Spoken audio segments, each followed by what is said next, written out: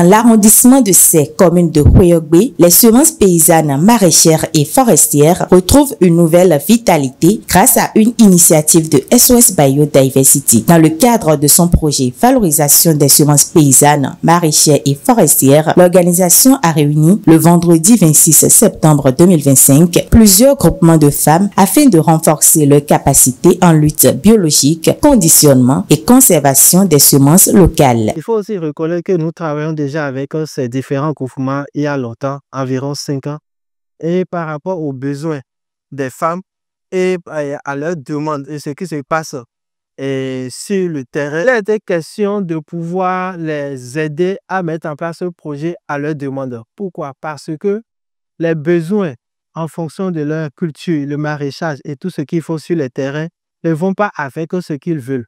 Il y a aussi des semences qui sont importées et la culture n'est pas souvent bonne. Il faut aussi noter que la conservation et la gestion, la vente, il y a ce qui est vendu, mais ces femmes ne savent pas comment conserver la culture et puis tout ce qui vient de l'étranger. Donc, ils nous ont sollicité les aider à pouvoir obtenir ce projet qui leur permet de pouvoir valoriser les semences qui sont de chez nous. À travers cet atelier de formation pratique et inclusive, les participants issus des villages de Rendé, Soumé et Dré ont acquis de nouvelles compétences pour dynamiser leurs activités agricoles et contribuer à la préservation de la biodiversité. Les formateurs reviennent sur l'impact et l'importance des formations données. Nous avons fait une formation sur la lutte biologique. On leur a rappelé ce que c'est que la lutte biologique, les tenants et les aboutissants de la lutte biologique. Et nous sommes partis d'abord de la bonne semence qu'il faut avoir. Nous avons parlé également des bonnes pratiques agroécologiques, bien entendu.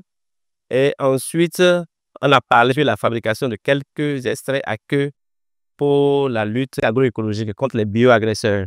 Je viens de dérouler une formation sur le conditionnement et la conservation de stockage, donc les produits des semences paysannes et forestières. Voilà, donc en réalité, SOS Biodiversity est en train de dérouler un projet au niveau de la commune de Houéogbe sur les semences paysannes et forestières. Ou les semences forestières, il s'agit des PFNL, les produits forestiers non liés. Donc nous les avons appris à produire ces PFNL-là et puis à faire aussi le jardinage. Et en réalité, nous voulons les espèces paysannes-là, ce sont nos espèces autochtones, les espèces autochtones.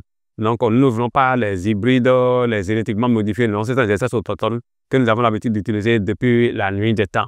On a constaté que ça disparaît au fur et à mesure. Et ce qu'on nous amène avec le goût, tout ça là, beaucoup de choses, bon, on préfère donc faire les espèces autochtones.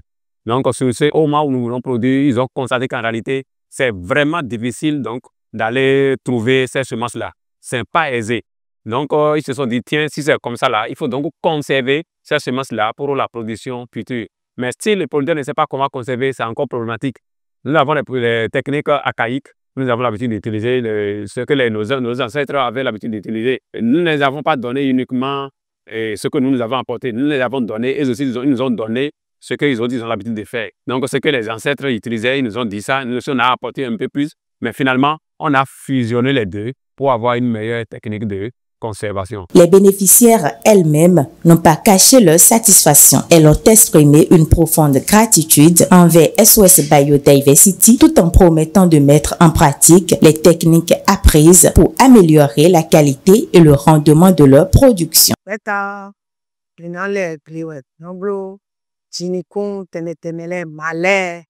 Au sein de notre groupement, nous cultivons diverses variétés locales, telles que le gourmand Grande Morelle, la marante, le crin-crin, la tomate, le piment ou encore le combo.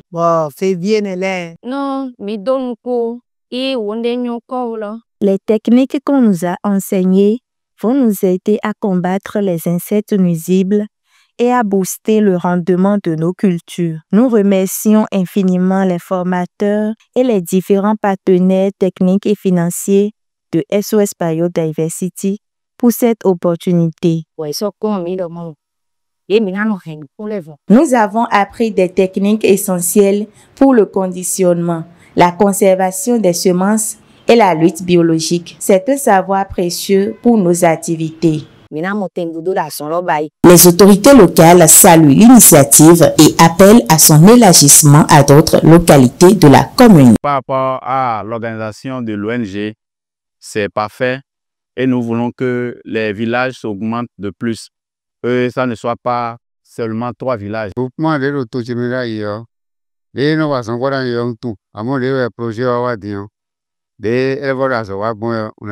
Ce projet a permis de renforcer les capacités de nos groupements féminins qui rencontraient beaucoup de difficultés dans leurs activités agricoles avant. Nous souhaitons qu'ils s'éteignent à d'autres localités et sommes aussi totalement disposés à accueillir d'autres projets du genre dans la commune. Un projet de